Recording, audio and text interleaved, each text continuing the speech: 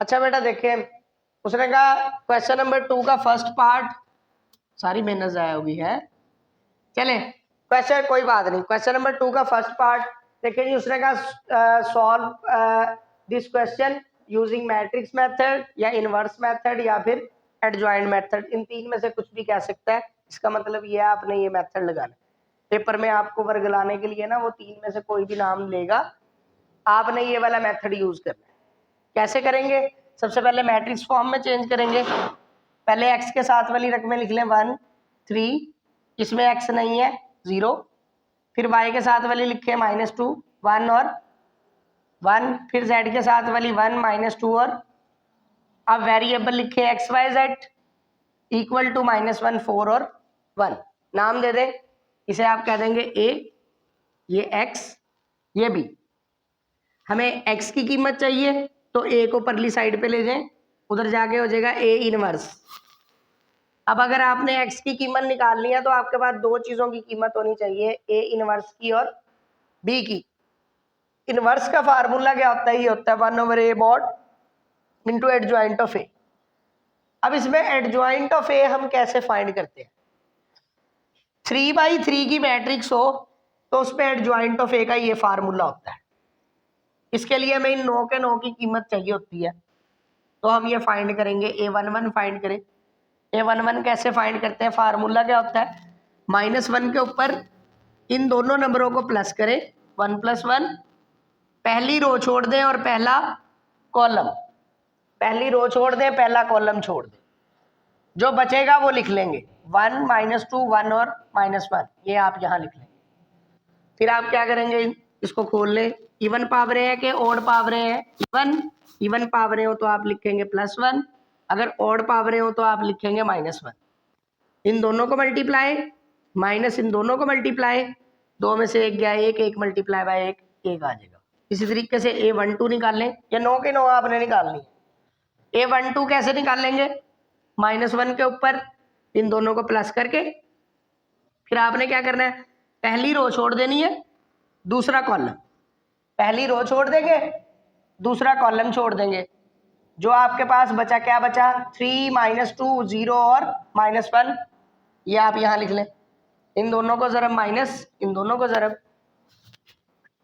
-1 के ऊपर odd power है तो -1 आंसर आएगा। इन दोनों को मल्टीप्लाई -3, इन दोनों को मल्टीप्लाई 0, -3 को -1 से मल्टीप्लाई करें +3।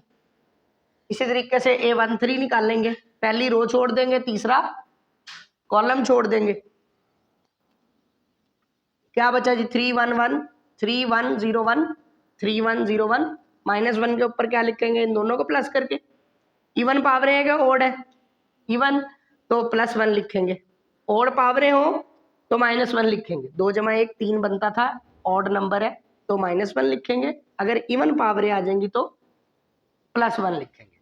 इन दोनों को मल्टीप्लाई 3 -0 3 -0 3 3 मल्टीप्लाई बाय 1 3। इसी तरह से आप ये सारे के सारे निकाल लेंगे, ये मैंने डायरेक्ट निकाल दिया। एडजॉइंट ऑफ ए का फार्मूला लगाएं। एडजॉइंट ऑफ ए का फार्मूला क्या है? ये इसमें वैल्यू डालें। a11 की वैल्यू कितनी है?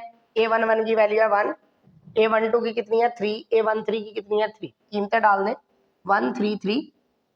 फिर a21 की -1 -1 -1, इन 21 की जगह -1, 22 की जगह -1, 23 की जगह इसकी कीमत डालें 3 5 7। सारे के ऊपर ट्रांसपोज है तो आपने होल के ऊपर ट्रांसपोज डाल देना। ट्रांसपोज का मतलब क्या होता है? रो को हम किस में चेंज कर लेते हैं? कॉलम में। एडजॉइंट के फार्मूले में है ट्रांसपोज, ठीक है। दूसरा हमने क्या निकालना है? दूसरा हमने निकालना है ए का मॉड। ए मॉड देखें कैसे हमने फाइंड करना है। ए मॉड फाइंड करने का ना मैं आपको एक डायरेक्ट मेथड बताता हूं कि कैसे आप ए मॉड फाइंड कर लिया करेंगे। एक तो तरीकेकार है ना कि आप एक्सपेंड करके हल करें, एक तरीकेकार है कि आप डायरेक्ट भी फाइंड कर सकते हैं। कैसे? आप पहली रो के एलिमेंट लिखें 1 -2 1, पहली रो के एलिमेंट लिख लिए, इसके साथ मल्टीप्लाई करें पहली रो के कोफैक्टर।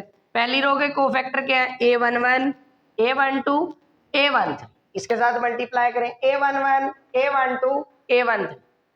a11 की कीमत देख लें कितनी है?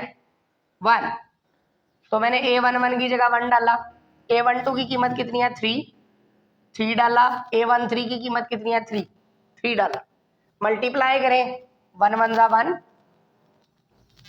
-6 +3, 3 जमा 1 4, 4 में से 6 गया -2, तो -2 आंसर आ जाएगा आपके पास। ठीक है, अब आप ए इनवर्स का फार्मूला लगाएं। क्या फार्मूला है ए इनवर्स का? 1/a mod. 1/a मॉड की कीमत कितनी निकली है -2। एडजॉइंट ऑफ ए की कीमत लिखे, एडजॉइंट ऑफ ए की कीमत क्या निकली है 1 -1 3 3 -1 5 3 -1 और 7, ये ए इनवर्स की वैल्यू आ गई। हमें किसकी वैल्यू चाहिए? हमें वैल्यू चाहिए एक्स की। एक्स की वैल्यू निकालने के लिए दो चीजों की कीमत होनी चाहिए, ए इनवर्स की और बी की। ए इनवर्स आ गया, बी है हमारे पास, होगी दोनों चीजें पूरी। अब आप एक्स की कीमत निकाल लें। देखिए कैसे एक्स की कीमत निकालेंगे आप। इसे लिखें दोबारा इक्वेशन नंबर 1 को। फ्रॉम इक्वेशन 1 आपने ए इनवर्स जो है ना, ये आपने 3.4 के अंदर निकाला हुआ है, वैसे ही बस ए इनवर्स निकालना है, फिर इसमें वैल्यू पुट कर देनी है। एक्स की वैल्यू कितनी है बड़े एक्स की? एक्स वाई जेड कीमत डालें, x y z. A inverse की वैल्यू कितनी है? ए इनवर्स की वैल्यू डालें, ए इनवर्स की वैल्यू है 1/-2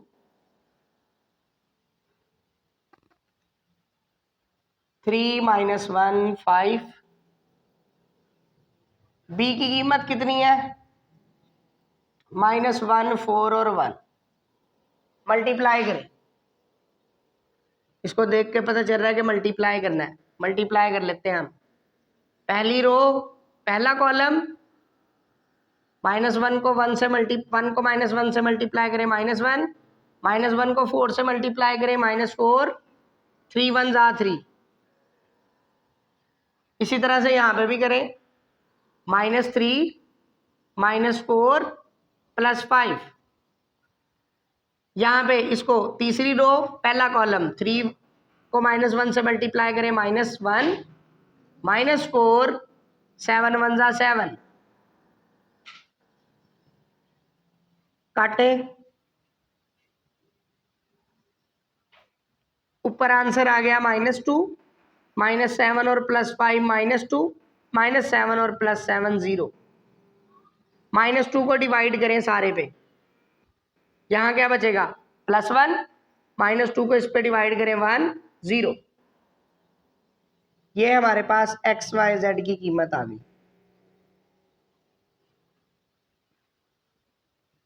एक्स की कीमत कितनी आ गई 1, वाई की कीमत कितनी आ गई 1 एंड जेड की कीमत कितनी आ गई 0।